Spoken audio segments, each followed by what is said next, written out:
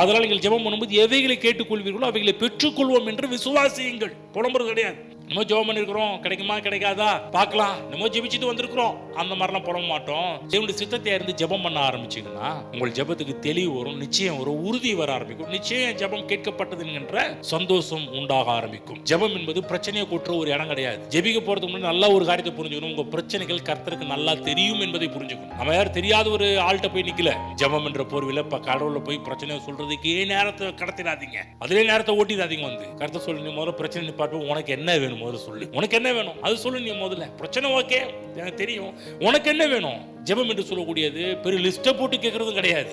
தேவனுடைய விருப்பம் என்ன, தேவனுடைய சித்தம் என்ன என்பதை அறிந்து ஜெபிப்பதுதான் பவர்ஃபுல்லான ஜெபம். புரியுதுங்களா? ஜெபம் வந்து வேற மாதிரி பண்ணிட்டு இருந்தீங்கன்னா மாத்திக்கங்க. முதல்ல ஜெபிக்க போறதுக்கு முன்னாடி கடவுளுடைய சித்தம் என்ன என்பதை புரிஞ்சுக்கங்க. அதுக்கு நேரா ஜெபம் பண்ண ஆரம்பிங்க. ஜெபம் பவர்ஃபுல்லான ஒரு ஜெபமாக மாற்றப்படும்.